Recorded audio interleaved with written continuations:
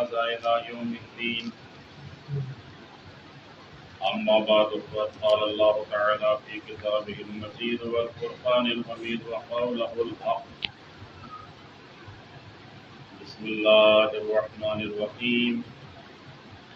لقد كرمنا بني آدم وحملناهم في البر والبحر ورزقناهم من الطيبات وفضلناهم على كثير ممن خلقنا تفصيلا.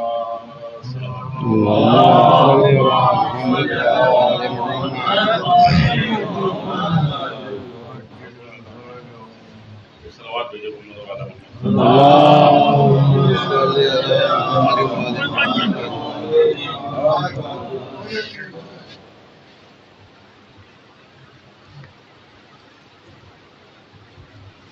عزیزان محترم،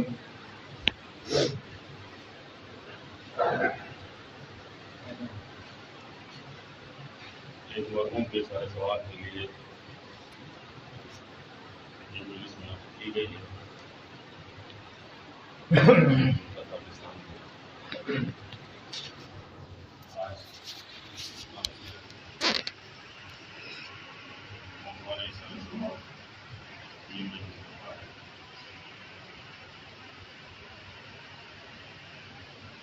رسول سے رہا ہے لقد کرمنا بنی آدم کہ ہم نے اولاد آدم کی اولاد کو صاحب عزت بنایا، صاحب مقام بنایا.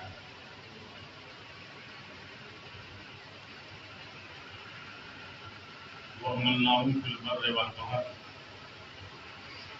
اور ہم نے آدم کی اولاد کو سواریوں کے لیے فرش زمین کی وسعتوں اور آغوش سمندر کی گہرائیوں میں پہنچایا. ورزقناہم من الطیبات، اور ہم نے آدم کی اولاد کے لیے طیب و طاہر اور پاک و پاکیزہ رزق دیا. وفضلناہم علی کثیر ممن خلقنا تفضیلا، اور ہم نے آدم کی اولاد کو اپنی اکثر مخلوق پر وہ فضیلت کی جو فضیلت دینا. سورہ بنی اسرائیل کی آیت ہے کہ جس میں پروردگار عالم اپنی خلقت کے ایسی مشاہدات انسان کی ضرورت اور اس کی سرور و سرداری جاتا.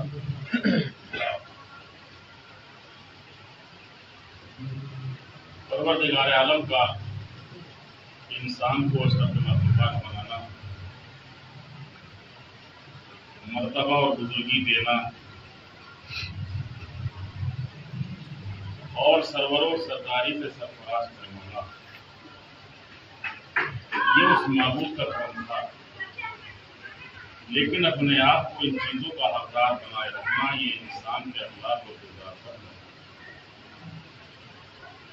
دیکھیے، انسان کا اخلاق ہی ہے اور انسان کا کردار ہی ہے جو انسان کی زندگی میں بہت اہمیت رکھتا ہے. انسان چلا جاتا ہے دنیا سے، لیکن انسان کا کردار باقی ہے، انسان کا اخلاق باقی ہے. چونکہ مرحوم کے سارے سوال میری سے مولا متقیان حضرت علی بن ابی طالب کا اللهم صل علی محمد خالق الناس مخالطۃ. مولا فرمانا ہے نجم کہ لوگوں میں اس طریقے سے زندگی گزارو، لوگوں کے درمیان لوگوں کے ساتھ اس طریقے سے زندگی گزارو کہ وہ تم سے ملنے کی آرزو کریں. مولا کہہ رہے ہیں اس طریقے سے زندگی گزارو کہ وہ تم سے ملنے کی آرزو کریں، اور اگر مر جاؤ تو وہ تم پر روئیں. تو اس کا مطلب یہ ہوا کہ یہ کردار ایسا ہونا چاہیے، اخلاق ایسا ہونا چاہیے کہ جو مرنے کے بعد بھی لوگ اچھے الفاظ میں یاد کریں. دیکھیے، دو طرح کے اخلاق ہوتے ہیں، دو طرح کے کردار ہوتے ہیں. کچھ بری عادتیں ہوتی ہیں جنہیں رذائل کہا جاتا ہے، کچھ اچھی عادتیں ہوتی ہیں جنہیں فضائل کہا جاتا ہے. سبحان اللہ سبحان اللہ. یاد کرنا سب سے بڑی خوبی اس چیز کی ہے کہ جانے والا چلا گیا، لوگ یہ نہ کہے چلا گیا، جانا تھا چلا گیا، اچھا ہوا چلا گیا. اس کو اچھی موت نہیں کہتے. موت اس کو اچھی کہتے ہیں کہ جسے اچھے لفظوں سے یاد کیا جائے کہ بھیا جانے والا تو چلا گیا، اس کی جگہ مسجد میں بھی خالی ہے، اس کی جگہ امام بارگاہ میں بھی خالی ہے. اسے کہتے ہیں موت اچھی. بہت ہی جگہ لقد کرمنا بنی آدم کہ ہم نے اولاد آدم کو صاحب عزت بنایا، اسی لیے کہ پروردگار عالم کہہ رہا کہ یہ ساری چیزیں جو ہم نے پروردگار عالم کہہ رہا، ہم نے ساری چیزیں انسان کو دی، یہ ہمارا کرم ہے. ہم نے کوئی درخواست نہیں دی تھی پروردگار عالم کی بارگاہ میں کہ پروردگار عالم کو دنیا میں ہمیں بھیج تو رہا ہے، لیکن ہمارے لیے کچھ اثاثہ تو ہونا چاہیے. پروردگار عالم نے ہمیں دنیا میں بھیجا ہے، یہ ہمارے لیے ایک امتحان گاہ ہے، یہ ہمارے لیے ایک آزمائش گاہ ہے. جیسا ہم امتحان میں بیٹھیں گے ایسے ہمیں کامیابی ملے گی. تو یہ ساری چیزیں اس کا کرم تھا کہ اس نے ہمیں دی ہے، ہم نے درخواست نہیں کی تھی. یا پروردگار عالم کے اوپر لازم نہیں تھا کہ وہ ہمارے لیے ایسے انتظام کرے. یہ اپنے اخلاق اور کردار کی بات ہے کہ ان چیزوں کا حقدار بنائے رکھے. چاہے انسان اپنی زندگی کو حسن عمل سے سنوار کر ایسا انسان بن جائے کہ کائنات کی عظمت اس کے سامنے کمتر محسوس ہونے لگے. انسان اگر چاہے تو اپنی زندگی کو برائیوں میں گزار کر ایسا انسان بن جائے کہ حیوانات کی پستی بھی اس کے سامنے کمتر محسوس ہونے لگے. انسان اگر چاہے تو اپنی زندگی کو حسن عمل سے سنوار کر ایسا حسین منظر بن جائے، ایسا عظیم منظر بن جائے کہ خالی اپنے عزیز و اقارب نہیں بلکہ دور والے بھی عزت کی نگاہ سے دیکھیں. سبحان اللہ سبحان بلکہ اللہ. دور والے بھی عزت کی نگاہ سے دیکھیں. اور چاہے انسان اپنی زندگی کو برائیوں میں گزار کر ایسا کریم منظر بن جائے، ایسا کریم منظر بن جائے کہ خالی دور والے نہیں، عزیز و اقارب نہیں بلکہ اپنا ضمیر بھی ملامت کرنے لگے. شب عاشور یہ حر کے دل کی آواز تھی جو حر کو چپنا کر رہی تھی. سبحان اللہ سبحان اللہ اس کو سبحان چپنا اللہ. کر رہی تھی. اور چاہے انسان اپنی زندگی کو حسن عمل سے سنوار کر ایسا انسان بن جائے کہ صاحب خلق عظیم پیغمبر اپنے اہل بیت میں داخل کر لے. سبحان اللہ سبحان اللہ. اللہم صلی علی محمد محمد. خلق عظیم پیغمبر اپنی اہل بیت میں داخل کر لے. یا سلمان منا اہل بیت، سلمان تو ہم میں سے ہو. اور چاہے انسان اپنی زندگی کو برائیوں میں گزار کر ایسا انسان بن جائے کہ خود رسول اسلام اسے اپنی بزم سے نکال دے. صلوات بھیجتے محمد. اللہم صلی علی محمد وآل محمد. یہ ساری چیزیں موقوف ہیں اپنے اچھے اخلاق. سبحان اللہ سبحان اللہ. جیسا انسان کا اخلاق ہے، جیسا کردار ہے. میں نے شاید یہ جملہ کسی مجلس میں کہا بھی ہو کہ اخلاق، اچھا کردار کسی ایک علامت کا نام نہیں ہے، کسی ایک علامت کا نام نہیں ہے کہ یہ علامت بن جائے ہم نے کسی کو جھک کے سلام کر لیا اور یہ علامت بن جائے کہ میاں وہ تو بڑے فرشی سلام کرتے ہیں، بڑے اچھے اخلاق والے ہیں. کسی کو ہنس کر ایک کپ چائے پلا دی کہ بھیا وہ تو چائے پلاتے ہیں بیٹھنے کے بعد بھی. تو یہ اچھے اخلاق کی ضمانت نہیں ہے، اچھے اخلاق کی علامت نہیں ہے، بلکہ اچھا کردار نام ہے اللہ کی تمام دی ہوئی صلاحیتوں کو حد عدل میں استعمال کرنے کا. نہ اس میں کمی ہونی چاہیے نہ زیادتی ہونی چاہیے. سبحان اللہ سبحان اللہ.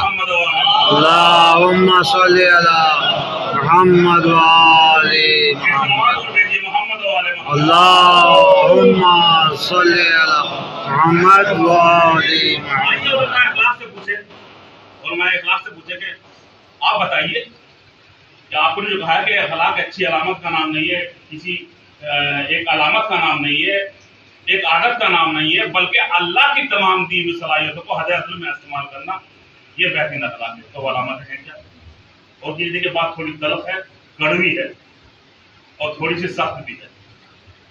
اور میں اخلاق کہتے ہیں کہ جب انسان دنیا کے اندر آتا ہے، دنیا کے اندر تو وہ 3 قوتیں لے کر دنیا میں آتا ہے. سب کے لیے، میرے لیے نہیں ہے، مولانا کے لیے نہیں ہے. جو بھی آتا ہے دنیا کے اندر وہ 3 قوتیں لے کر آتا ہے. پہلی قوت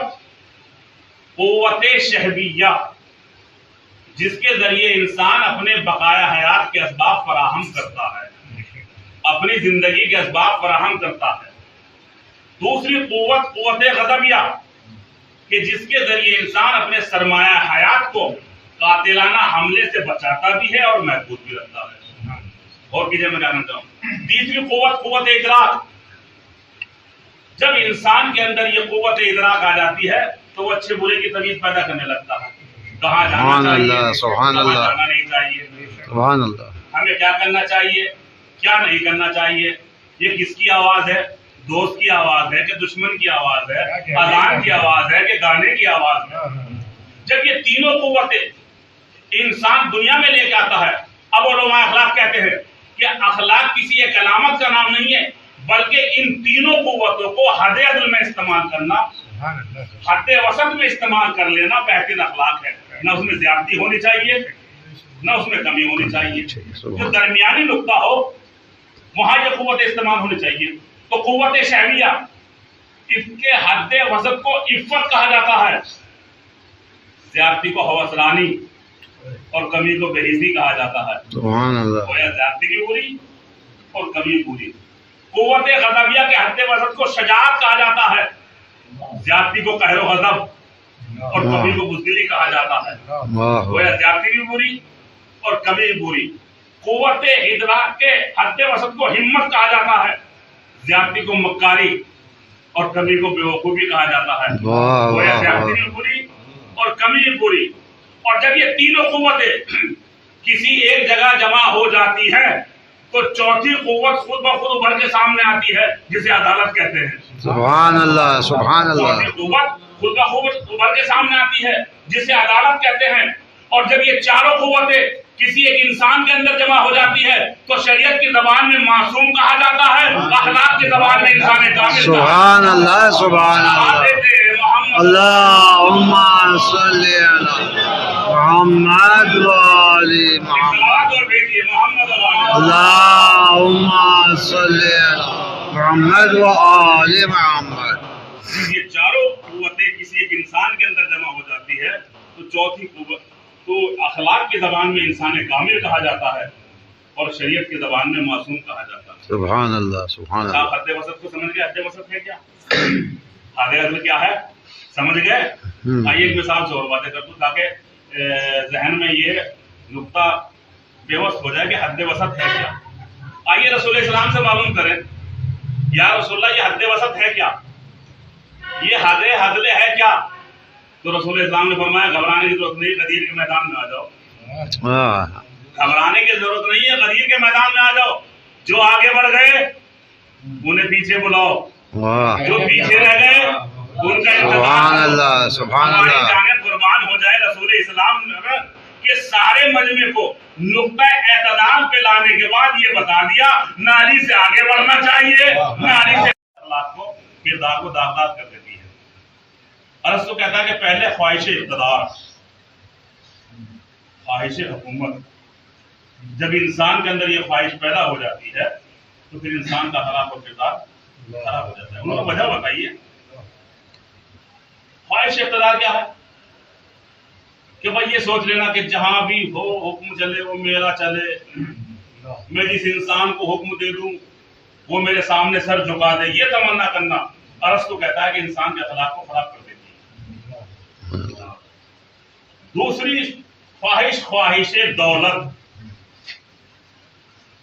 بس یہ تمنا کرنا ہے جہاں بھی کچھ ہو وہ میرا ہو, چاہے جس طریقے سے آ جائے, حلال طریقے سے آ جائے یا حرام طریقے سے آ جائے, یا فضلاؤ کے ذریعے آ جائے. صلوات بھیجیے محمد. اللہم صلی علی محمد و آل محمد. صلوات اور بھیجیے محمد. اللہم صلی علی محمد و آل محمد. اللہم صلی علی محمد و آل محمد. کہتا ہے کہ تین خواہشیں انسان کے اخلاق اور کردار کو ختم کر دیتی ہیں. پہلی قوت خواہش اقتدار, حکومت, مطلب میں ہوں جو کچھ ہوں, میرے سامنے کوئی بھی سر اٹھانے کے قابل نہ رہے, بس میں جہاں بھی حکم چلے وہ میرا چلے, جہاں بھی قانون نافذ ہو وہ میرا ہو, جہاں بھی بات چلے, جہاں بھی بات منوانے کی بات ہو وہ میری ہو, چاہے وہ غلط ہی کہے. ارسطو کہتا ہے یہ بھی خواہش انسان کے اندر پیدا ہو جاتی ہے, اس کا اخلاق بیکار ہو جاتا ہے. دوسری خواہش خواہش دولت, کہ انسان کے اندر جب یہ خواہش جنم لے لیتی ہے تو رسول کہتا ہے کہ انسان کا اخلاق اور کردار. تیسری خواہش خواہش شہرت. جہاں بھی افسانے ہوں، جہاں بھی ترانے ہوں، وہ میرے ہوں، وہ میرے ہوں. جہاں بھی قصیدہ پڑھا جائے وہ میرا پڑھا جائے، جہاں بھی کوئی بات کہی جائے وہ میری کہا جائے. تو ارسطو کہتا ہے جب انسان کے اندر یہ تینوں خواہشیں جنم لے لیتی ہے تو انسان کا اخلاق بھی خراب ہو جاتا ہے، کردار بھی خراب ہو جاتا ہے. سبحان اللہ.